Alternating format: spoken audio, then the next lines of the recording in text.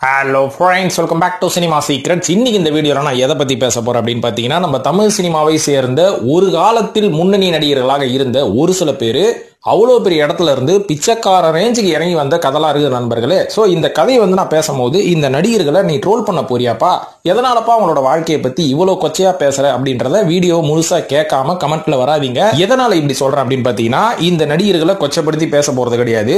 இவங்களோட வாழ்க்கையில அந்த அளவுக்கு உயரத்துல இருந்தவங்க ரொம்ப ரொம்ப கீழே இறங்கி வந்ததுக்கு முக்கியமான காரணமே என்னன்னு பாத்தீங்கன்னா, இவங்களோட கெரியர்ல இவங்க செய்த ஒரு சில தவறுகள் அப்படின்ற மாதிரி சொல்லுவேன். இந்த தவறுகளை உங்களுக்கு நான் சொல்லி நீங்க வாழ்க்கையில முன்னேறணும், நீங்க ஒரு தொழில பெரிய ஆள் ஆகணும், இல்ல உங்களோட வேலையில நீங்க பெரிய ஆள் ஆகணும்னா இந்த நடிகர்கள் செய்த தவறுகளை உங்களோட வாழ்க்கையிலயோ உங்களோட கெரியர்ல நீங்க செய்யாம இருங்க அப்படின்றதுக்காகவே சினிமா ரிலேட்டடா ஒரு மோட்டிவேஷனலான வீடியோ கொடுக்கணும் அப்படின்ற காரணத்தினாலதான் இந்த நடிகர்கள் செய்த தவறுகளை நான் இப்ப சுட்டி காட்டி இந்த வீடியோல நான் சொல்ல போறேன். சோ இந்த நடிகர்கள் யார் அப்படின்றதெல்லாம் நம்ம அடுத்தடுத்து இப்ப நம்ம வீடியோ உள்ள போனோம்னா பார்ப்போம். சோ இதுக்கு மேல நேரம் கடத்தவானா இன்ட்ரோடக்ஷன்ல நேரா வீடியோல போய் விஷயத்தை பேசுவாங்க. இப்ப இந்த லிஸ்ட்ல முதலாவது சொல்ல போறது யாரை பத்தி பாத்தீங்கன்னா, ஒரு காலகட்டத்தில் ஒரு ஸ்டண்ட் மேனா இருந்து அதுக்கப்புறம் ஸ்டண்ட் கோரியோகிராஃபரா மாறினதுக்கு அப்புறமா ஒரு சில முன்னணி நடிகர்களுக்கு நேரடியான வில்லன் ஆனதுக்கு அப்புறம் ஒரு குணச்சித்திர நடிகரா மாறினவர் தான் நடிகர் பொன்னம்பலம் அவர்கள். இவரோட இந்த இடத்தை இவர் கேப்சர் பண்றதுக்கு கிட்டத்தட்ட பல வருடங்கள் இவர் உழைச்சிருக்கிறாரு அப்படின்றதுல எந்த சந்தேகமும் இல்ல. ஆனா இன்னைக்கு ரொம்ப ரொம்ப கஷ்டப்படுற ஒரு நிலைமைக்கு அவர் வந்ததுக்கு முக்கியமான காரணமே என்ன அப்படின்னு பாத்தீங்கன்னா சொல்றேன். அதுக்கு முன்னாடி இவருக்கு என்ன பிரச்சனை வந்தது அப்படின்ற மாதிரி சொல்றேன். என்னதான் இவர் ஒரு நல்ல நடிகராக இருந்தாலும், திறமையான நடிகராக இருந்தாலும், சமீபத்துல இந்த பிக் பாஸ் எல்லாம் முடிச்சுட்டு போனதுக்கு அப்புறமா இவருக்கு கிட்னி ப்ராப்ளம் அப்படின்ற மாதிரி சொல்லி ஹாஸ்பிட்டல்ல அட்மிட் பண்ணாங்க. திடீர்னு பார்த்தா இவருக்கு கிட்னி ஃபெயிலியர் ஆயிடுச்சு, டயாலிசிஸ் பண்ணணும் அப்படின்ற அளவுக்கு இவரோட கண்டிஷன் ரொம்ப சீரியஸா போச்சு. சீரியஸா போனதுக்கு அப்புறமா என்னாச்சுன்னு பாத்தீங்கன்னா, இவருக்கே ஒரு டவுட் வந்துட்டு இருக்குது. நம்ம அந்த அளவுக்கு குடிக்கிறது கிடையாது, ரொம்பவும் சாப்பிடுறதும் கிடையாது, ஆனா கிட்னி ஏன் அஃபெக்ட் ஆச்சு அப்படின்ற ஒரு டவுட்லயே அவர் இருந்திருக்காரு. இருந்தாலும் ட்ரீட்மெண்ட்டை முடிச்சுட்டு நம்ம வெளில வருவோம், வந்ததுக்கு அப்புறம் கவனிச்சுப்போம் அப்படின்ற மாதிரி இருந்திருக்காரு. இருந்தாலும் அவர் அந்த கஷ்டமான சூழ்நிலையில இருக்கும் போது ட்ரீட்மெண்ட்டுக்கு கூட பெரிய அமௌண்ட் இல்லையா. பாருங்களேன், கிட்டத்தட்ட ஒரு 25-30 வருஷம் தமிழ் சினிமால ஒரு நடிகரா வளம் வந்தவருக்கு ஒரு ட்ரீட்மெண்ட் பண்ண கூட காசு இல்லை அப்படின்னா, இவர் செய்த ஒரு சில தவறுகள் இவரோட வாழ்க்கையில அப்படியே பேக் ஃபயர் ஆயிடுச்சு அப்படின்ற மாதிரி தான் நம்ம சொல்லுவோம். இருந்தாலும் எல்லா பெரிய நடிகர்களோடையும் இவர் நட்பாக இருந்தனால இவரோட உடம்புக்கு ஒரு பிரச்சனை வந்துருச்சு அப்படின்ன உடனே சிரஞ்சீவில இருந்து விஜய் சேதுபதி, சரத்குமார், கமல், தனுஷ், அர்ஜுன், பிரகாஷ்ராஜ், பிரபுதேவா, KS ரவிக்குமார் அப்படின்ற மாதிரி ஒரு நடிகர் பட்டாலுமே இவருக்கு பண உதவி செஞ்சு இவர் எப்படியோ பழிச்சு வெளில வந்துட்டாரு. வந்ததுக்கு அப்புறம் தான் எனக்கு ஏன் இப்படி ஆச்சு அப்படின்னு டாக்டர் கிட்ட பர்சனலா கேட்கும் போது என்ன சொல்லியிருக்காங்க, உங்களோட உணவுல தொடர்ந்து ஸ்லோ பாய்சன் கலந்துருக்காங்க, இதுதான் உங்க கிட்னி அஃபெக்ட் பண்ணிடுச்சு அப்படின்னு உடனே இவருக்கு பகீர்னு தூக்கி போட்டுருச்சான். இதுக்கப்புறம் தான் இது யார் செஞ்சா அப்படின்றத நான் கண்டுபிடிக்கணும் அப்படின்னு ரொம்ப நாள் காத்திருந்து கடைசியா கண்டுபிடிச்சிட்டாரு. அது யாருன்னு பாத்தீங்கன்னா, பொன்னம்பலம் அவரோட தந்தைக்கு 4 மனைவிகளாம். அந்த 4 மனைவிக்கும் 11 குழந்தைங்க இருக்கு அப்படின்ற மாதிரி சொல்றாரு.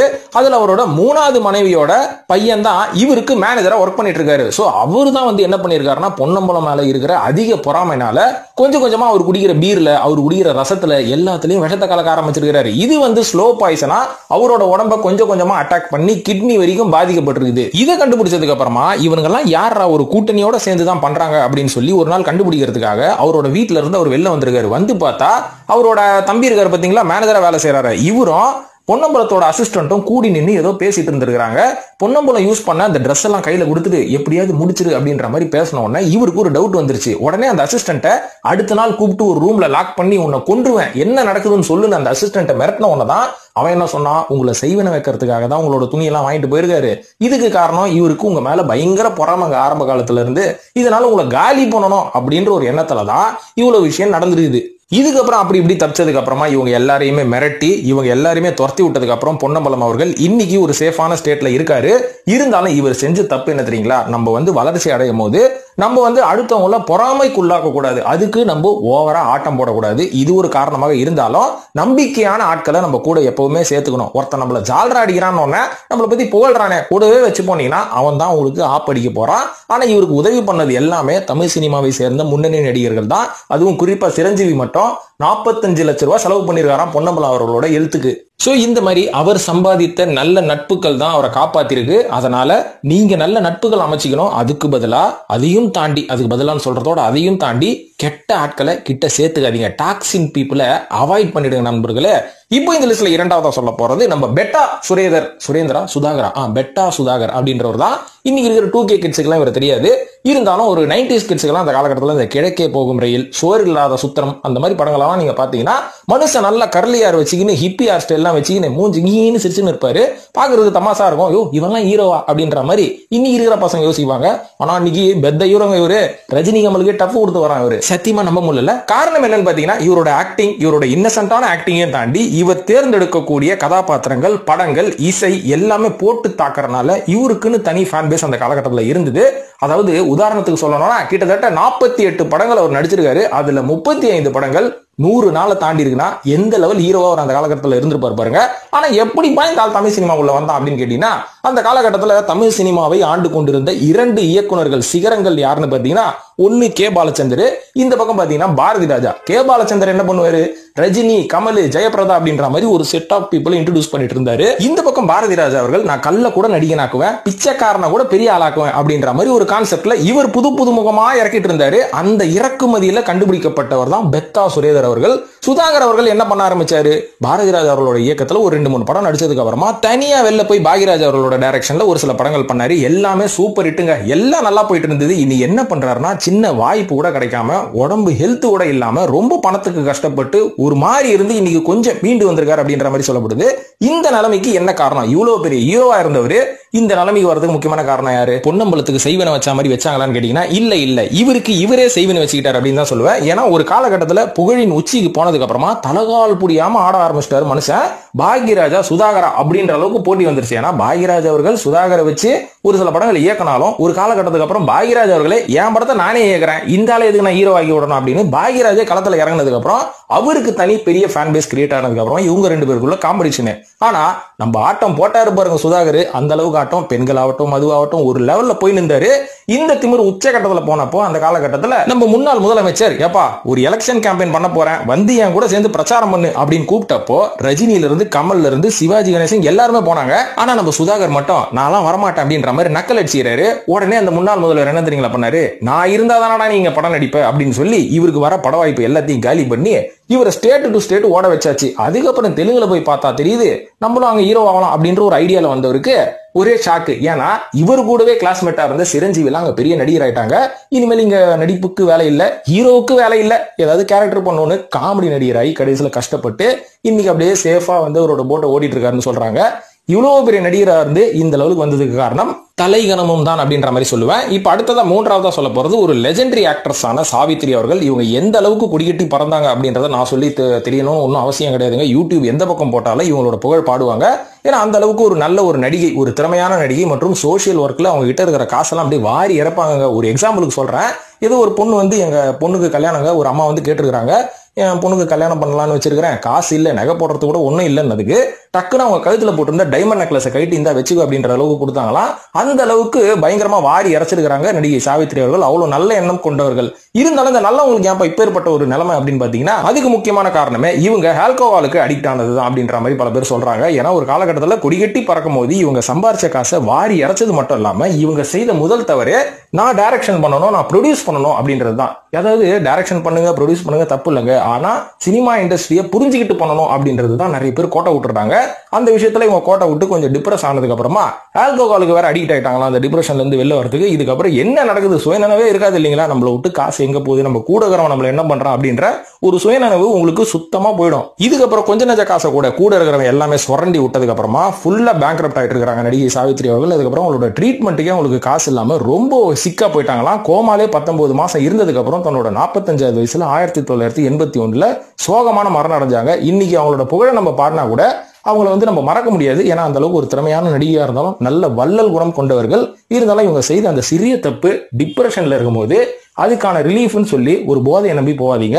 அதுக்கு வந்து யோகா, மெடிடேஷன், எவ்வளோ ஒர்க் அவுட் எவ்வளோ இருக்கு, இந்த மாதிரி பாசிட்டிவான விஷயமா போய் டிப்ரெஷன்ல இருந்து வெளில வாங்க. 4ஆவதா முன்னாள் நடிகை காஞ்சனா அவர்கள். காஞ்சனா அவர்கள் கூட வந்து ஒரு 90s கிட்ஸ் கூட தெரியாதுங்க, 80s எங்க தாத்தா காலத்து நடிகை அப்படின்னு நம்ம சொல்லலாம். இருந்தாலும் இவங்களோட கதையை கேள்விப்பட்டோன்னே எனக்கு ரொம்ப ஷாக்கா இருந்தது. ஏன்னா அந்த காலகட்டத்தில் எங்க தாத்தா வந்து ஒரு விஷயம் சொல்லியிருப்பாரு, காஞ்சனா பாத்தியா சாந்தி நிலையம் ஜெமினி கணேசன் கூட நடித்த நடிகை இப்ப அவங்க, ஆனா இவங்க என்ன தெரியுமா பண்ணிட்டு இருக்காங்க, கோயில்ல பிச்சை எடுக்கிறாங்களாம்ப்பா அப்படின்னு எங்க தாத்தா ஒரு விஷயம் சொன்ன உடனேதான் எனக்கு ஒரு ஆர்வம், சரி ஏன் இப்படி பிச்சை எடுக்கிற அளவுக்கு வந்தாங்க, இவங்களை பத்தி தேடுவோமேனு நிறைய டீடைல்ஸ் எல்லாம் நான் கலெக்ட் பண்ணி பார்த்ததுக்கு அப்புறம் இவங்க வந்து பல பேரை நம்பி காசை விரயமா இறைச்சி, அதுவும் சொந்த அப்பா அம்மா கிட்டே ஏமாந்துருக்காங்க அப்படின்ற ஒரு கதை எனக்கு காலப்போக்கில் தெரிய வந்தது. அது என்னன்னு பாத்தீங்கன்னா, காஞ்சனா அவர்கள் ஒரு காலகட்டத்தில் நல்லா படிச்சுட்டு ஏர் ஹோஸ்டஸா இருந்திருக்காங்க. அந்த மாதிரி ஏர் ஹோஸ்டஸா இருக்கும்போது டைரக்டர் ஸ்ரீதர் இவங்களை பார்த்துட்டு, நீங்க வேணா என் படத்துல நடிகீங்களேன், பாக்குறதுக்கு ரொம்ப நல்லா இருக்கீங்க அப்படின்ற மாதிரி இவங்களை கரெக்ட் பண்ணி படத்துல நடிக்க வச்சிருக்காரு. இவங்களும் ஒரு பெரிய ஹீரோயின் ஆகி லட்சக்கணக்கில் காசை பார்க்க ஆரம்பிச்சிட்டாங்க. அந்த காலகட்டத்தில் அப்பா அம்மாவை நம்பி தான் எல்லா காசையும் கொடுப்பாங்களாம். இங்க பாருங்க, நான் சம்பாரிச்சு எடுத்துட்டு வரேன், நீங்க என்ன பிளான் பண்ணுமோ பண்ணுங்க அப்படின்ற மாதிரி கொடுத்ததுக்கு அவங்க எல்லாருமே மணி மைண்டடா இருந்தனால இவங்களை தொடர்ந்து நடிக்க வச்சு அவங்க நல்லா கல்லா கட்டி இருக்கிறாங்க. இதனால ஒரு காலகட்டத்துக்கு அப்புறம் என்னாச்சுன்னு பாத்தீங்கன்னா, இவங்க பேர்ல இருக்கிற சொத்து எப்படியோ அப்பா அம்மாவை நம்பி இவங்க ஒரு வெத்து பேப்பர்ல கையெழுத்து போட்டு கொடுத்ததா சொல்லப்படுது. அந்த காசு எல்லாமே அப்பா அம்மா சொந்தக்காரங்க எல்லாருமே பிரிச்சு எடுத்துட்டு போயிட்டு இவங்களை தனிமையில விட்டுட்டாங்களா. இதனால டிப்ரெஷன்ல இருந்தவங்க வீட்டை விட்டே கிளம்பிட்டு இருக்காங்க. படத்துல நடிக்கிறது கிடையாது, ஏமாந்தாச்சு, எல்லாமே போச்சு, நம்மளுக்கு பட வாய்ப்பும் போச்சுன்னு வீட்டை விட்டே கிளம்பிட்டு பெங்களூர்ல போய் ஒரு சின்ன காட்டேஜ்ல இருந்திருக்காங்க. இது மட்டும் இல்லாம ஒரு கோயில்ல பிச்சை எடுத்தாங்கன்னு சொன்னாங்க. அதுக்கு பின்னணி ஏதோ ஒரு வேண்டுதல் அப்படின்ற மாதிரி இவங்களே சொல்லிட்டாங்க. அதுக்கப்புறமா எவ்வளவோ கஷ்டப்பட்டு இவங்களை ஒரு சில சினிமா இண்டஸ்ட்ரியில சேர்ந்தவங்க எல்லாருமே கண்டுபிடிச்சு இவங்களுக்கு வந்து ஹெல்ப் பண்ணணும் அப்படின்ற மனநிலையில பல பேர் ஹெல்ப் பண்ணிருக்காங்கன்ற மாதிரி சொல்லப்படுது. இதுக்கப்புறம் தான் இவங்களுக்கு ஒரு விஷயம் தெரிய வந்திருக்கு. என்னன்னா, நம்ம பேர்ல கிட்டத்தட்ட 15 கோடி ரூபாய்க்கு ஒரு லேண்ட் இருக்குது, இதை வச்சு நம்ம பழச்சிக்கலாம் அப்படின்ற மாதிரி எல்லாரும் யோசிச்சிருப்போம் இல்லைங்களா. இவங்களே யோசிச்சிருக்காங்க. ஆனா இவங்க என்ன பண்ணிருக்காங்க, எனக்கு வந்து கடைசி காலத்துல கை கொடுத்தது அந்த ஏழுமலையான் பெருமாள் தான், அதனால இந்த 15 கோடி ரூபாய் மதிப்பு இருக்கிற லேண்டை நான் திருப்பதி தேவஸ்தானத்துக்கு எழுதி வைக்கிறேன் அப்படின்ற அளவுக்கு ஒரு அதிரடியான ஒரு முடிவு பண்ணி திருப்பதி தேவஸ்தானத்துக்கு எழுதி வச்சிருக்காங்க. இதுக்கப்புறம் இத்தனை வருஷம் கழிச்சு இப்பதான் அர்ஜுன் ரெட்டி அப்படின்ற ஒரு படத்துல ஹீரோ நம்ம யாருங்க அவரு விஜய் தேவரகொண்டாக்கு பாட்டியா நடிச்சாங்க. இவங்களோட வாழ்க்கையில இவங்க செஞ்ச தப்பு என்ன அப்படின்றத நீங்களே கமெண்ட்ல போடுங்களேன். ஐந்தாவதா சொல்ல போறது நடிகர் அப்பாஸ் அவர்கள். இவரோட டவுன்ஃபாலுக்கு முக்கியமான காரணம் என்ன அப்படின்றத நான் சீக்கிரமாவே சொல்லிடுறேன். இவரோட லைஃபை பத்தி பெருசா பேசி பெரிய காவியமா உருவாக்க நான் விரும்பல. அப்பாஸ் என்பவர் தமிழ் சினிமாவில் நான் ஒரு பெரிய ஹீரோ ஆகணும் அப்படின்ற எண்ணமே இல்லாம உள்ள வந்த ஒரு நடிகர் தான். ஏன்னா நம்ம எல்லாருக்குமே பல பேர் ஒரு ஃபயர் இருக்கும், ஆனா இவருக்கு ஃபயரே கிடையாது. ஏன்னா இவர் ஒரு வசதியான பையன். இருக்கிற டைம்ல நம்ம ஏதாவது ஒன்று போட்டு பண்ணி சம்பாதிக்கணுமே, நல்லா பார்க்க வெள்ளையா இருக்கும், மாடலிங் பண்ணுமே அப்படின்ற மாதிரி மாடலிங் பண்ண போய் எதர்ச்சி ஆக்சிடென்டெல்லாம் இவருக்கு காதல் தேசம் படத்துல வந்து ஒரு வாய்ப்பு கிடைச்சிருக்குது, நடிச்சிருக்கிறாரு. அதுக்கப்புறம் பாத்தீங்கன்னா பெண்கள் ஃபேன், வீட்டு வாசல்ல போய் நின்னா ஒரு 100 பொண்ணு வந்து நிக்குமா. இந்த அளவு ஒரு மிகப்பெரிய நடிகரா மாறினதுக்கு அப்புறம் அதோட வேல்யூ தெரியாதனாலதான் இன்னைக்கு இந்த நிலைமையில இருக்கிறாரு. ஏன்னா நம்ம வந்து ஒரு காலகட்டத்தில் ஒரு பெரிய நடிகர் ஆகட்டும், ஒரு பெரிய ஃபேமஸான ஒரு ஆள் ஆனதுக்கு அப்புறமா மறுபடியும் நம்ம கீழே இறங்கி வந்தோம் வைங்களேன், கிடைக்கிற சின்ன ஆப்பர்ச்சுனிட்டி கூட நம்மள நம்பி ஒருத்தன் கொடுக்க மாட்டான். ஏன்னா இவர் பெரிய நடிகர், இவரெல்லாம் வச்சு நம்ம எடுக்க முடியுமா, அவர் எவ்வளவு காசு கேட்பாரு அப்படின்னு இப்படி பேசி நம்மள ஒதுக்கி விட்டுருவாங்க. இதனாலதான் வளர்ச்சி அடையும் போது பொறுமையா வளர்ச்சி அடையணும், இல்லைன்னா சேஃபாவே போட்டை ஓடினோம்பா. சோ இந்த மாதிரி இவரோட காலகட்டம் அப்படியே பீக்ல போயிட்டு இருக்கும்போது என்னாச்சுன்னு பாத்தீங்கன்னா, இவர் ஒரு மேனேஜரா அப்பாயிண்ட் பண்ணிருக்காரு. ஏன்னா இவருக்கு லாங்குவேஜ் ப்ராப்ளம். தமிழ் சினிமாவுல வந்துட்டோம், ரஜினி மாதிரி நடிப்பு கத்துக்கிறோமோ இல்லையோ லாங்குவேஜை கத்து தொலைணும். ஆனா அப்பாஸ் அவர்கள் மேக்கப்லயே இருந்திருக்காரு. எனக்கு ஹிந்தி தான் தெரியும், தமிழ்லாம் பெருசா தெரியாது அப்படின்ற மாதிரி இருந்திருக்காரு.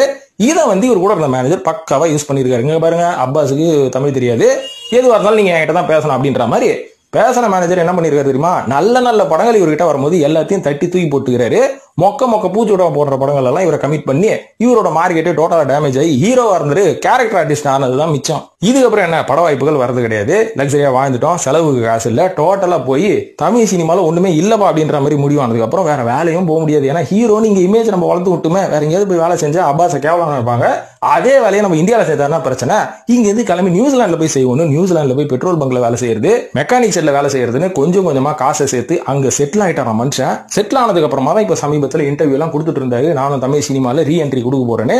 வாய்ப்பே இல்ல ராஜா, ஆரம்பத்திலே நீங்க கொடுத்துருக்கணும், அப்பவே உங்களுக்கு இன்ட்ரெஸ்ட் இல்லைன்னா இப்ப மட்டும் எப்படி வரும், சும்மா போற போகல அப்பாஸ்னு ஒருத்தருங்க அப்படின்ற மாதிரி காமிச்சிட்டு தான் போனாரே தவிர இவரோட லைஃப்ல இவ்வளவு பெரிய ஆப்பர்ச்சுனிட்டி கிடைச்சோம் இந்த அளவுக்கு தரமட்டமா ஆனதுக்கு காரணம் என்ன தெரியுமா, கரெக்டான ஆப்பர்ச்சுனிட்டியை கரெக்டான நேரத்தில் யூஸ் பண்ணி கரெக்டா முன்னேறிட்டு போயிட்டே இருக்கணும். இல்லைன்னா இப்படிதான் எப்போனாலும் கீழே சரி போகலாம். ஆறாவதா ராமராஜன் அவர்கள் மதுரையில் படித்து பிறந்து வளர்ந்து அதுக்கப்புறம் தியேட்டர்ல போய் டிக்கெட் கிடைக்கிற வேலைக்கு போய் அதுக்கப்புறம் ஆபரேட்டரா மாதிரி கேஷியரா உயர்ந்ததுக்கு அப்புறமா படத்தை டெய்லி தியேட்டர்ல பார்த்துனுக்குறோம். எம்ஜிஆர் கலக்குறாரு, நம்ம ஏன் அடுத்த எம்ஜிஆர் ஆகக்கூடாது அப்படின்னு முடிவு பண்ணி தமிழ் சினிமாவுக்கு நடிகலான்னு கிளம்பி வந்துட்டுக்கிறாரு. வந்ததுக்கு அப்புறம் உடனே வாய்ப்பு கொடுப்பாங்களா, கொடுக்கவே இல்லை. கிட்டத்தட்ட 25 படங்கள் உதவி இயக்குனரா பணியாற்றியதுக்கு அப்புறமா நானே இயக்குறேன்னு ஒரு இயக்குனர் ஆகி ஒரு சில படங்கள் எடுத்ததுக்கு அப்புறம் நல்ல எக்ஸ்பீரியன்ஸ் ஆனதுக்கு அப்புறமா தான் இவர் ஹீரோ ஆனாரு. அதுவும் என்ன படம் அப்படின்னு பாத்தீங்கன்னா, நம்ம ஊரு நல்ல ஊரு அப்படின்ற ஒரு படம். இந்த படத்துக்கு அப்புறமா யாரா இந்த ஆளு, டேய் எங்கேந்திரா புச்சிங்க, கிராம படங்களுக்காகவே செதுக்கி செய்யப்பட்ட ஒரு பிசியா இது அப்படின்ற அளவுக்கு மக்கள்லாம் யோசிக்க ஆரம்பிச்சு ஃபுல்லா அன்னைக்கு பீரியடே பாத்தீங்கன்னா ஒரு 80s 90sல எல்லாம் அந்த கிராமம் சார்ந்த படங்கள் தாங்க. எல்லா ஹீரோவும் கிராம சப்ஜெக்டை தொடாம இருக்கவே மாட்டாங்க. நீங்களே உங்களுக்கு ஒரு சேலஞ்சு கொடுக்குறேன், அரவிந்த் சாமி கூட கிராமத்து சப்ஜெக்டை தொட்டுட்டாரு அப்படின்னு சொன்னா நம்ப முடியுதா? சோ அந்த டைம்ல பீக்கில் இருந்தார் மனுஷன். கிட்டத்தட்ட 80s 90s வரைக்கும் பீக்கில் இருந்தவர். இந்த 2000ஆவது இந்த ட்ரெண்டுன்னு ஒன்று மாறும் பார்த்தீங்களா, இந்த மாதிரி ட்ரெண்டு மாறிச்சு. தமிழ் சினிமா கொஞ்சம் வெஸ்டர்ன் கல்ச்சரில் போக ஆரம்பிக்குது. நம்ம ரஜினி, கமல், சத்யராஜ் இவங்கெல்லாம் உஷாரா ட்ரெண்டுக்கு ஏற்ற மாதிரி மாற ஆரம்பிச்சிட்டாங்க. ஏன் நம்ம கவுண்டமணியை பார்த்தீங்கன்னா ஜீன்ஸு, ஸ்போர்ட்ஸ் ஷூ, ஃபங்கு தலை இப்படின்ற அளவுக்கு கவுண்டமணியை காமெடி பண்ண ஆரம்பிச்சாரு. ஆனால் ராமராஜன் மட்டும் நான் இப்படியே தான் இருப்பேன் அப்படின்ற மாதிரி கொஞ்ச நாள் ஓடிட்டு இருந்தாரு. எவனுமே கண்டுக்கல. அதுக்கப்புறம் சினிமா நம்மளுக்கு வேலைக்கு ஆகுது, நம்ம அரசியல்ல போய் குதிச்சிருவோம். போய் அரசியல்ல போய் எம்பியெல்லாம் ஆனாருங்க. எம்பி ஆனது மட்டும் இல்லைங்க, திருச்செந்தூர் தொகுதியில இவர் எம்பியா ஜெயிச்சிட்டாரு. ஆனா 13 மாசம் கூட இவர் பதவியில இல்ல. காரணம் என்னன்னா, சென்ட்ரல் கிட்ட பகைச்சாச்சு. சென்ட்ரல் இவரை தட்டி தூக்கிடுச்சு. இனிமேலாவது ஹீரோன்ற அந்த போர்வையில இருந்து வெளில வரான்னு கேட்டீங்கன்னா, இப்போ அவரோட ட்ரெண்டை கொஞ்சம் மாத்திருக்காராம். என்னன்னா, ஒரு 50 படம் நான் ஹீரோ நடிச்சிடறேங்க, 51வது படமே நான் கேரக்டராவோ இல்லைனாவும் நடிக்கிறேன். ஒரு 50 படங்க என்ன, இந்த 50 படம் நடிக்கிறதுக்கு ஒரு 5 படம் எக்ஸ்ட்ரா ஹீரோ நடிச்சா போதும், அதுக்கப்புறம் நான் கேரக்டரா மாறேன்ட்டாரு. அவரோட கொள்கை தான் அவருக்கு பிரச்சனைப்பா. ஸோ இவரோட லைஃப்ல இருந்து நம்ம என்ன கத்துக்கலாம் அப்படின்னு பாத்தீங்கன்னா, எந்த தவறை நம்ம பண்ணக்கூடாதுன்னு பாத்தீங்கன்னா, ட்ரெண்டுக்கு ஏற்ற மாதிரி மாறணும். மனுஷன் ட்ரெண்டுக்கு ஏற்ற மாதிரி மாறாதனால தான் இவ்வளவு பெரிய சிக்கலை சந்திச்சாரு அப்படின்றது இவரோட லைஃப்ல இருந்து நம்ம கத்துக்கலாம் நண்பர்களே. ஸோ ஒரு 6 நடிகர்கள் போதும், இதுக்கு மேல போர் அடிக்க விரும்பல. அப்படியே இன்ட்ரெஸ்டா இருந்ததுன்னா இதை பத்தி பார்ட் 2ல இன்னும் நிறைய நடிகர்களை பத்தி நம்ம பேசுவோம். அந்த வீடியோ பார்த்ததுக்கு நன்றி. இது பற்றிய கருத்துக்களை கமெண்ட்ல போட்டு நம்ம சேனலை சப்போர்ட் பண்ணணும்னு நினைக்கிறவங்க மெம்பர்ஷிப்ல ஜாயின் பண்ணுங்க. சினிமா சீரியல்ஸ் ரிவ்யூ பாருங்க, நிறைய படத்தை பத்தி நான் ரிவ்யூ பண்றேன், அதுவும் ஜாலியா இருக்கும். ஸோ இந்த வீடியோ பார்த்ததுக்கு நன்றி நண்பர்களே. பாய்.